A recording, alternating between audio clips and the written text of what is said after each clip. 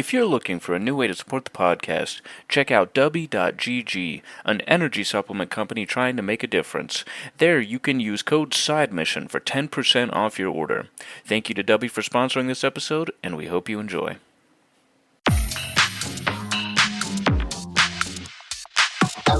Welcome in to the newest episode of Side Mission.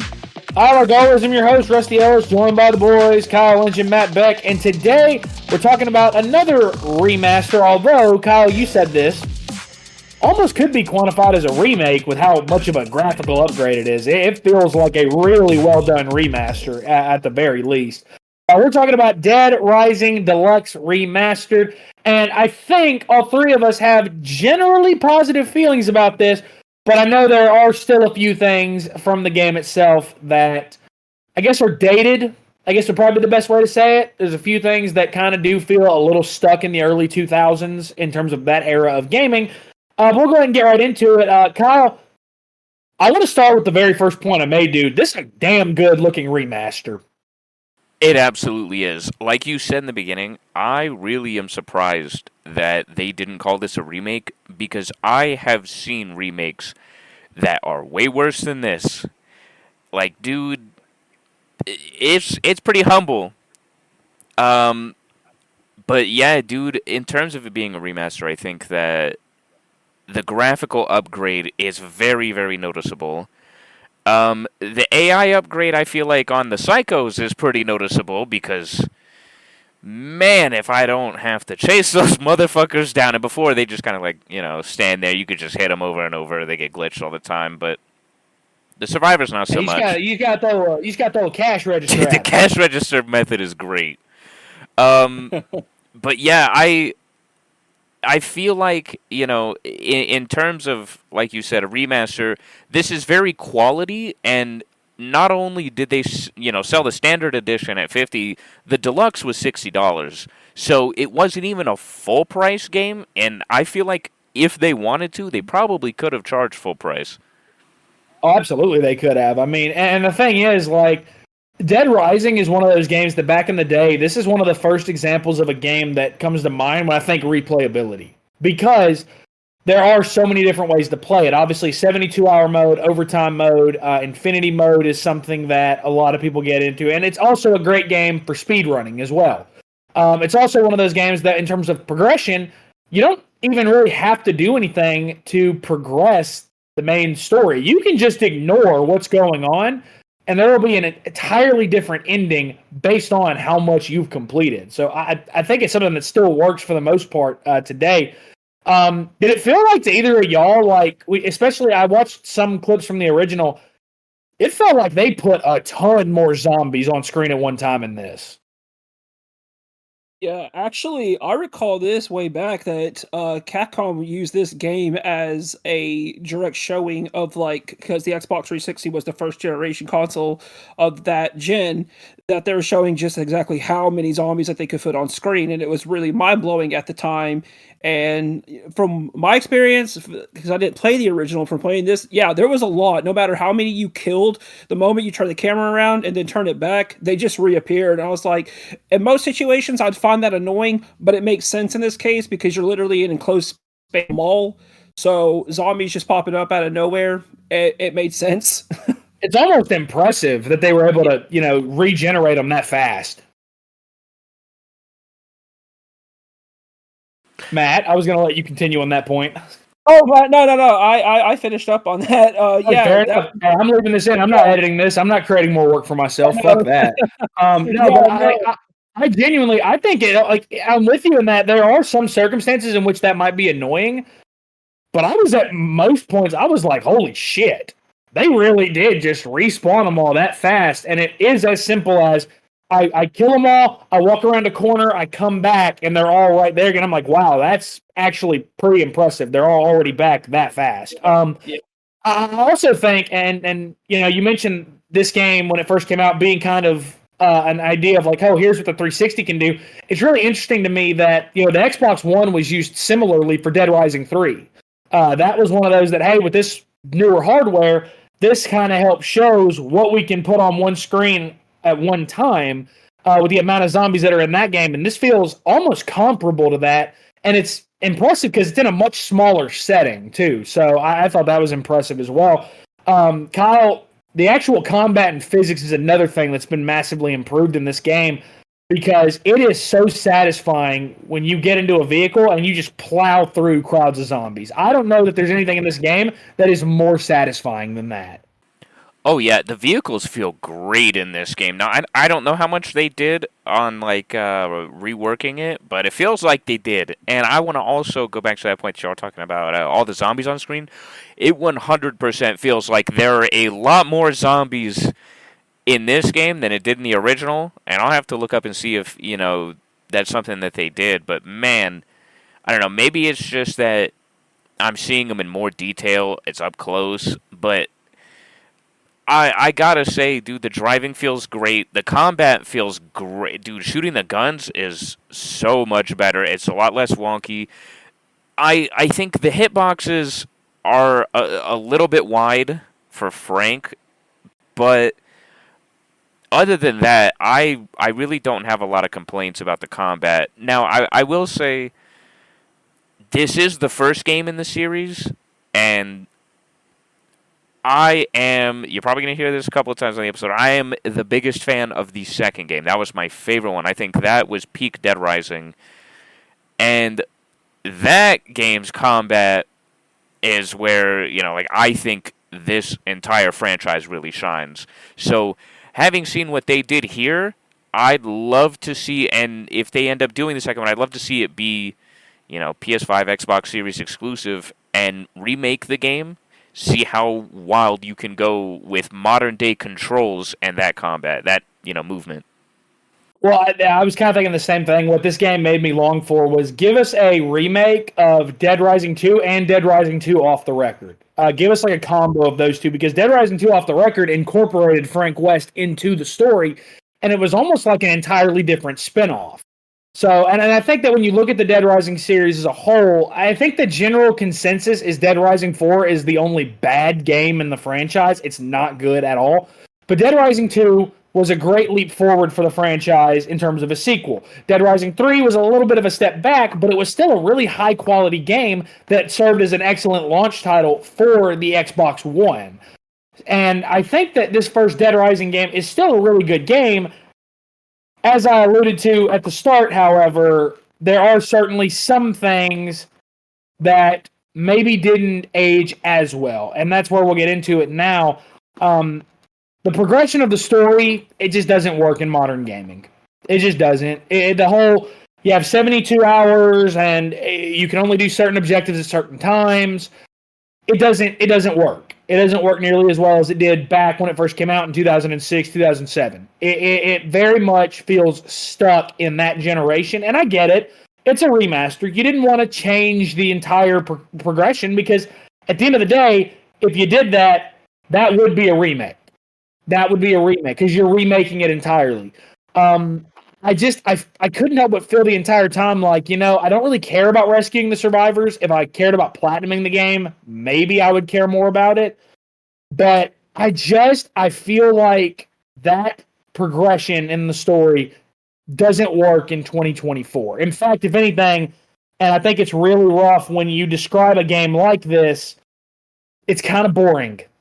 The progression in the story is kind of boring, and it's a shame because in playing through this story again, I forgot just how much I liked this story and how much there are constant twists and turns, and you learn new information constantly with every main case that you do.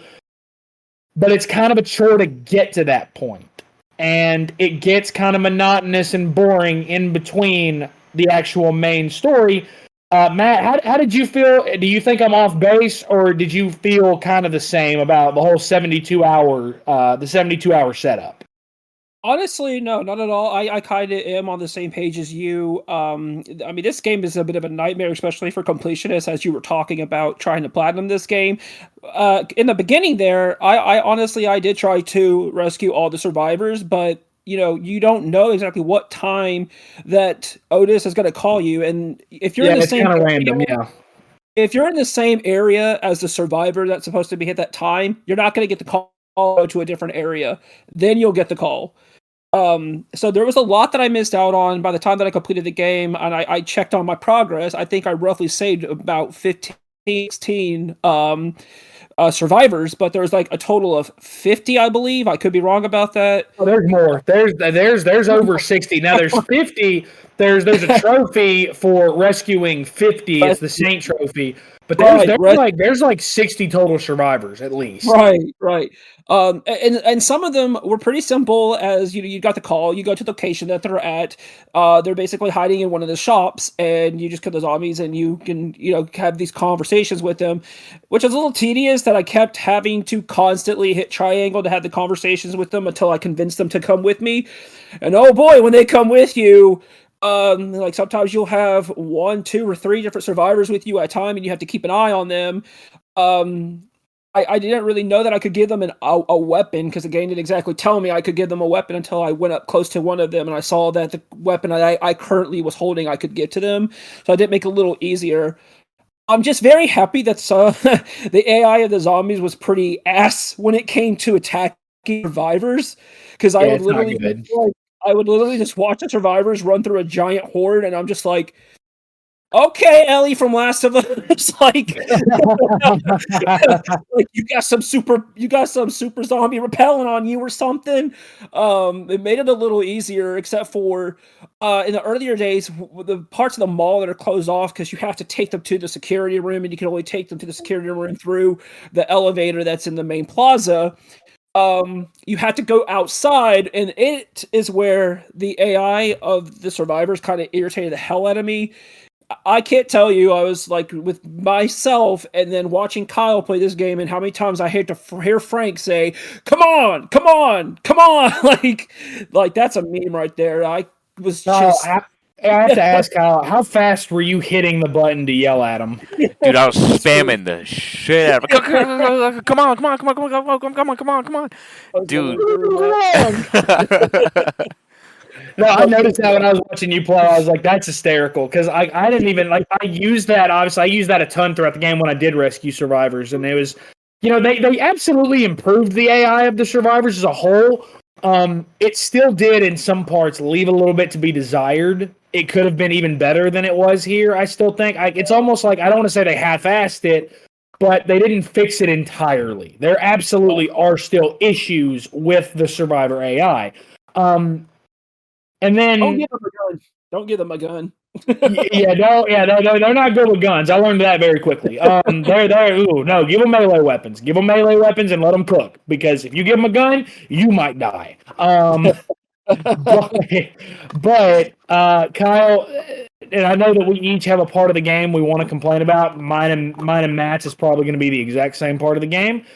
Kyle, there are some missions that, good God, they really put on display how bad the checkpoint system is in this game.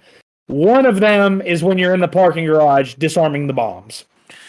Or not disarming, but getting rid of them. Yeah, that I was stuck on that for a little while because it was miserable, and I didn't like have any food with me or anything. I was just like, oh, I'm gonna go do this mission real quick, and I did not realize. See, my dumbass. Apparently, as soon as you go into the parking garage and you go left, there's an ambulance that you can drive that's next to another ambulance with a bomb in it. You're supposed to take that ambulance and drive around because this tunnel is just filled with zombies, as well as Carlito driving around throwing grenades at you.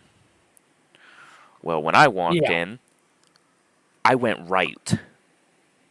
Instead of going left, and I had to do all of the bombs, no vehicle. That was awful, dude. It was because I kept dying, and I'd have to just go back to this dumb checkpoint because I found some hallway, and I was like, oh, it was like I had only gathered 2 bombs. And by this time, I had used up quite a few of my weapons, and I had a sniper rifle and a katana left, and that was it.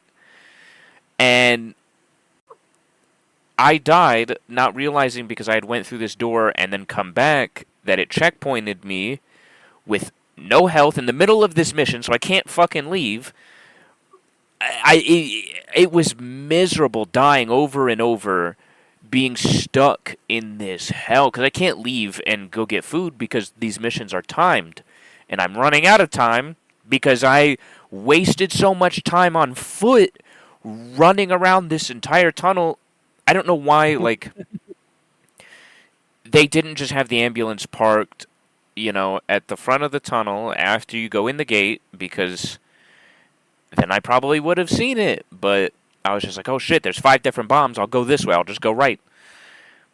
Dumb. Checkpoint system is garbage. I think that honestly, the whole saving thing, back in the day, I get why they had us, go and save in the bathroom. But now we should just be able to press start and save at any point. Well, no, I agree. What I was going to add, I'm sorry to cut you off. No, I'll you're let you good. continue after I say this. What another thing that I felt like was stuck in the past and could have been updated here, allowing us to advance time by looking at our watch instead of it just being at certain points. Yes, I don't know why we can't do that.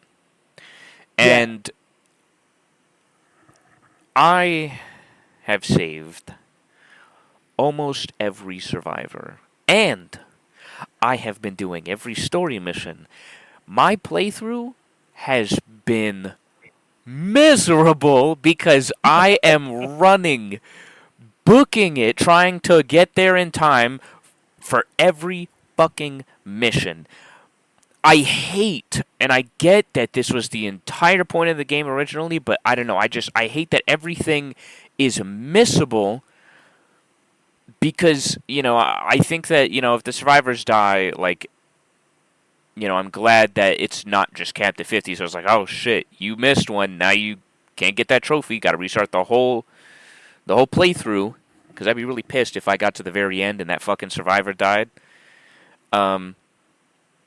But I feel like I have to do multiple playthroughs if I want to experience everything. And I don't know, I mean, I guess that's the point, but I wish I could just do one playthrough and get everything, or at least have these events, not, like, run out of time so damn fast, because I'm trying to do main missions. And I don't have time to do all of these survivor missions while I'm trying to do the main missions. So it's like, hey, you can either do survivors or you can do the main story, but you can't do both. And somehow I've done it, and it sucks. Yeah, it's like Matt said, and Matt, you worded it perfectly. It's a completionist nightmare. I mean, that's the reality of this game, and to be honest, it's always been that way. It's no excuse for it, obviously. It doesn't excuse the fact that it makes the rest of the game, it kind of drags the rest of the game down a little bit, but it would be better if saving all the survivors wasn't so integral to everything, because again, like, you can play where you don't save any of them, but that doesn't ultimately end up helping you all that much just ignoring them. Trust me, I can tell you, it does not help you that much. I saved probably 15 survivors, and I feel like the ending of the game was harder because of that, because that's one of the main ways you level up. That's an easy way to level up quickly, is by saving a ton of survivors. And I looked at it as, well, if I can level up by killing a ton of zombies and just completing story missions, I'm going to just do that. And that made the rest of the game so much harder because of that. So it's like, it's not just that, oh, well, it's completionist, but at least it's optional. No, it's not really that optional. If you want to make the end of the game easier, and we'll talk about the end of the game here in a second, because Matt, I know you and I both hated at one point playing the end game of this game. If you're going to make that as part of the story, then the AI's got to be perfect, and the problem is the AI is not perfect. So, Matt, talking about that point in the game, when the soldiers spawn in, that makes exploring the map pretty much the worst part of the game. Because the soldiers have so much health, it takes so many hits to kill them. You also, every time you get killed, you are captured by them, you have to break out in that stupid little mini game.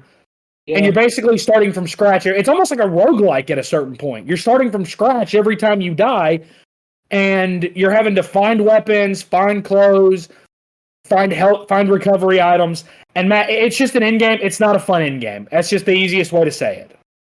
Nope. Yep. And when I saw my percentage completion was only at like 78%, I was like, okay, I got the. I got the thing at the end where it shows you my progress and how I did on my playthrough, and when that part started, I was like, look, so Frank's affected. Now you have to go around the mall to find all of these different, ingredients or whatever, because we're going to make the cure for him. And then it's like the first time you get captured, it sucks, especially that minigame that you're just talking about. You have to tap, you have to mash square to get the bar up, and if you are caught when the soldiers are like going, like looking in your direction, then it starts completely over. And I have to watch myself get beat up over and over and over. And sometimes the guards aren't even looking the same direction. Like one will be coming towards me, the other walking the opposite direction, and I'm just like, well, if I hit square, I'm gonna get beat up again. And like Yeah. I kept having to do that to get that to correct itself, because there are too many times when that would happen, and eventually they would start being in sync and walking in the same direction, so I could mash square and get out. And then the moment that I am out, yeah, I have to find a gun Well, because Matt, the other part of it as well, you didn't really mention it, but when you're not spamming square, that bar is going down. So Yeah. if you have to sit there and wait, that bar could reset completely, and all of a sudden you're right back at square one. Oh yeah, the best part about this is you're on a time limit too, and it's not a lot of time to go throughout the whole mall, find all the stuff you're looking for, and then each time like you get set right back to the to where you previously entered into an area. Like for me, the furthest that I got was over there by the where the psycho is like, "My star!" Like, oh god, I couldn't stand that guy. um and there's literally like 10 soldiers in there, Yeah. and the good thing about it is there's literally unlimited health because you're in a grocery store, so you can just constantly eat the frozen vegetables. But the moment they catch you, it is so hard to hide, and especially because they have drones as well. And even if you get one of their guns, like you said, Rusty, they have a lot of health. It does not feel like that I am able to kill them. And then when they start shooting you, it's over. You're stunned, and the moment that you try to aim to shoot your gun, they shoot you again, and then eventually you're just dead. Like Yeah, and this, it stuns you, and it's the moment you get caught, you're basically done. yeah. It is this moment right here where I stop playing. Maybe I'll eventually get back to it, but a better game just came out that we're all focused on. So You ain't wrong about that. I'm pretty much done with Dead Rising right now. Yeah, you're not wrong about that. I think that while this is a good remaster and there's a lot of things they improved, there's a lot of things they could have improved further. And again, I hate that they didn't because, again, like you said earlier, Kyle, Dead Rising 2 is widely considered to be the gold standard of this series, and it feels like, okay, if you had taken the steps, this game could have been right up there. This remaster could have been right up there with Dead Rising 2. And instead, it just kind of feels like, instead, it's just kind of it's a slightly better version of the original. So, fellas, before we wrap up, is there anything either of you want to add? Um, yeah, I hate the prisoners, and why the fuck do they respawn? Oh Every my time I walk god. outside and I hear that music, I'm just like, let's just take the long way. I don't want to fucking deal with them.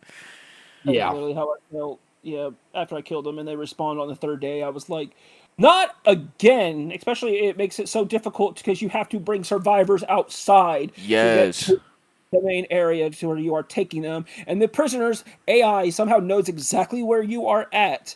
And they will Oh, shoot you, they will shoot your survivor, they will run you and your survivor over. It is just miserable. I also Yeah, it's certainly not great. I don't like how some of the survivors, like there was one where I found these two ladies, like they got separated in the mall, Oh and yeah. I had to hold their hands because you can't give them weapons. Why can't I give some like the injured ones that you have to carry, or like the drunk guy that you gotta like take his shoulder? I get those, but there was nothing wrong with some of these survivors, and they make me hold their hand to take them back instead of allowing me to give them a weapon. Essentially, I'm just defenseless, and I have to run around and, try and dodge these zombies, which is extremely difficult sometimes because of how many are on screen. I hate that, and I don't want them to ever do that again. Don't do that in the second one. Take Yeah, that for out. real. Matt, was there anything else you wanted to add? As far as the survivors go, that College was talking about, the ones that really irritated me were the fatter guys. They were so slow. Well, Matt just got us canceled, so that's a good spot to wrap up. That is going to do it for this episode of Side Mission. Be sure to follow us on Twitter at Side Mission Pod. You can follow us on Facebook as well at Side Mission Podcast. For the boys, for Kyle and Matt, I'm Rusty. Thanks for listening.